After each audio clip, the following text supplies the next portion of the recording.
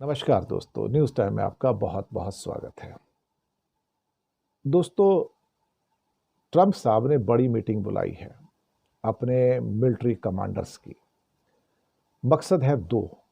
पहला मकसद तो अगर रशिया के साथ वॉर होती है नेटो की, तो उन हालातों में हमें क्या करना है, क्या प्रिकॉशन लेना है, क्या हमारी तैयारियां हैं, कितने हमारे पास वेपन्स हैं, कितने हमारे पास एयर डिफेंस सिस्टम हैं, कितने हमारे शहर सेफ एंड सिक्योर हैं। अगर रशिया उन पर अटैक करता है तो क्या हम अपने लोगों को बचा पाएंगे, क्या उसकी तैयारी है। अगर एटम बम से भी आता है तो क्या हम उसके लिए तैयार हैं। हालांकि इस बीच बीच में खबर जो डूम्सडे एयरक्राफ्ट है उसकी भी आती रहती है। और डूम्सडे एयरक्राफ्ट वो एयरक्राफ्ट है जो अमेरिकन प्रेसिडेंट के लिए खास तौर से बना हुआ है, जो कि एटॉमिक एनर्जी के मिसयूज यानी कि एटम बम गिराया जाए तो फिर उस जहाज में बैठ के वो कई दिन तक बिना उतरे चक्कर काट सकता है और उनको सुरक्षित स्थान पर ले जा सकता है, और वो मिसाइल्स वगैरह भी छोड़ सकता है। ऐसा हवाई जहाज है वो। तो डूम्सडे एयरक्राफ्ट है वो। और अमेरिका शायद एकमात्र ऐसा देश है जिसके पास ये इस किस्म का डूम्सडे एयरक्राफ्ट है।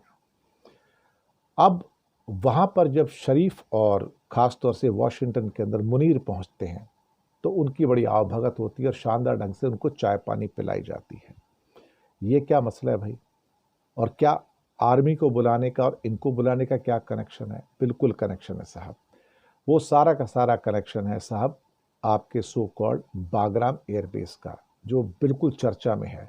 और तालिबान भी अंदर से डर रहा है कि कहीं ना कहीं ऐसा लगता है कि अमेरिका इसको वापस पाने की कोशिश कर रहा है।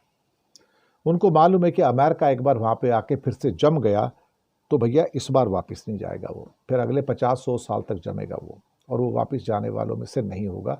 और इतनी स्ट्रेटेजिक लोकेशन को छोड़कर भला क्यों जाएगा? और उसको अगर हासिल कर रहे हैं तो फिर वहाँ पे नीचे तालिबान की फोर्सेस होंगी, उनको भी जंग करनी पड़ेगी इनके साथ में। तो कितने हवाई जहाज से जो सो कॉल्ड सोल्जर्स भेजे जाएंगे या बाई लैंड रूट से सोल्जर्स भेजे जाएंगे, तब आप क्या करोगे?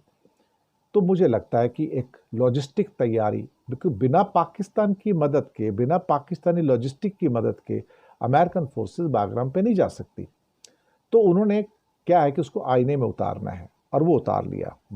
मुनीर को भी उतार लिया है और साथ में शहबाज शरीफ को भी उतार लिया है।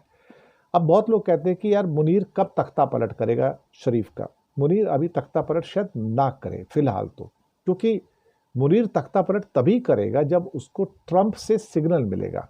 अगर ट्रंप सिग्नल नहीं करेगा तो फिर वो नहीं करेगा, क्योंकि ट्रंप शायद अभी लगते हैं कि शहबाज शरीफ को सपोर्ट कर रहे हैं। उनको लगता है कि दोनों का कॉम्बिनेशन फिलहाल ठीक चल रहा है, तो ज़्यादा डिस्टर्ब करने की ज़रूरत नहीं है यहाँ पर। लेकिन बिना पाकिस्तान के लॉजिस्टिक सपोर्ट के बागराम एयरबेस नहीं मिल सकता, और शायद उसी की तैयारियां हैं ये जो वॉशिंगटन में जो मीटिंग्स हो रही हैं, और साथ में आर्मी जनरल्स के साथ भी। क्या क्या खिचड़ी पकती है अंदर, पता नहीं। और दाल में तो वैसे ही बहुत कुछ काला है। तो देखते हैं आगे क्या होता है। बहुत बहुत शुक्रिया आपका।